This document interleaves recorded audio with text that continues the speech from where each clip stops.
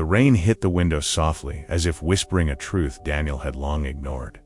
His dreams once burned bright, but now only ashes remained. He sat in silence, the weight of failure pressing down on his chest like an old familiar friend. A year ago, Daniel had it all: a stable job, a circle of friends, and plans that stretched beyond the horizon. But life, unpredictable and cruel, tore it all away in a storm of layoffs, betrayal, and choices he never saw coming. Every morning felt heavier. The alarm screamed, but his body refused to move. He watched the ceiling for hours, wondering when he stopped fighting.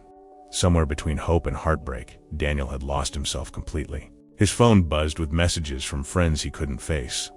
"You'll get through this," they said. But words felt empty when his world had already collapsed. He wanted silence, just enough to hear what was left of his soul. At night, he'd stare at the city lights, wondering how many others felt as broken as he did. The world kept spinning, people kept smiling, but Daniel stood still, trapped in a storm that only he could feel. His mother's voice echoed in memory, gentle yet firm. "Even the strongest trees bend before they rise again." He used to believe that. Now it just sounded like something people said to hide their pain. Bills piled up, dreams faded. He stopped answering calls. The mirror reflected a stranger, tired eyes, unshaven face, and a spirit that once glowed with ambition now dimmed to embers. Was this really him?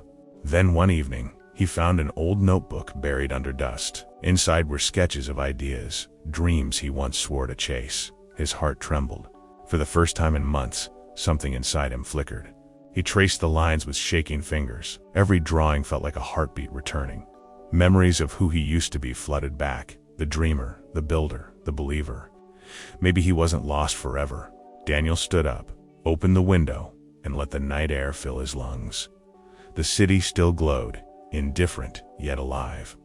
He realized something simple. Life had knocked him down, but it hadn't taken his will to stand. He took his first walk in weeks. The streets were the same, but his eyes weren't. Every stranger's face carried a story. Every light post whispered survival. The world didn't owe him healing, but it offered him a chance. Daniel decided to start small.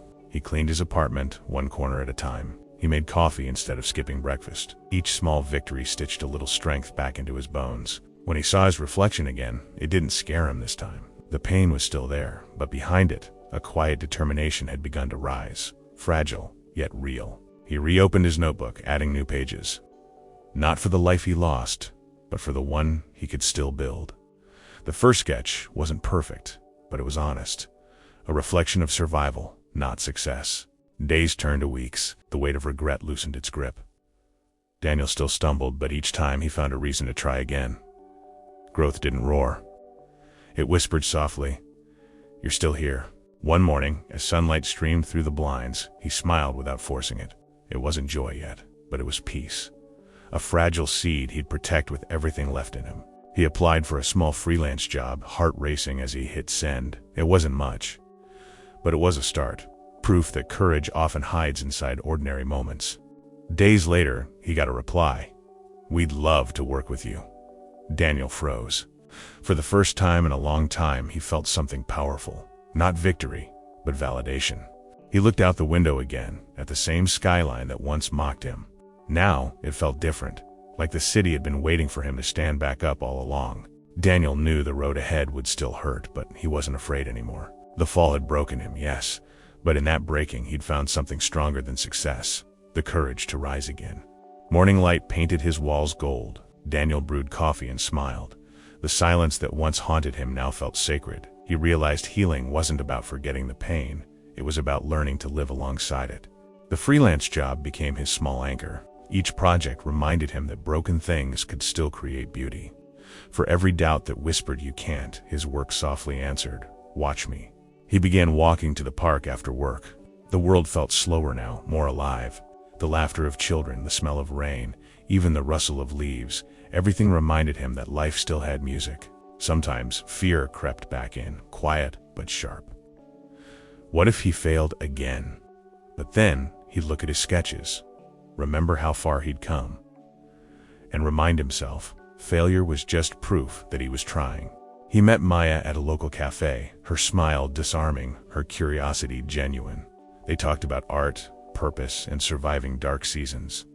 She didn't try to fix him, she just listened, and somehow, that was enough. Maya became a quiet constant. They'd sit in silence, sketching ideas or sharing dreams. For the first time in years, Daniel felt seen, not as the man who fell, but as the one who chose to rise. One evening, he showed her his old designs. She studied them carefully and said, "These are raw, real. Don't hide this part of you. People need to see the truth." Her words struck something deep inside him. He spent nights designing again, this time not for approval, but for expression. His pain turned into art, and his art into healing. Every stroke on the page became a prayer whispered to his future. Months passed. His small projects grew.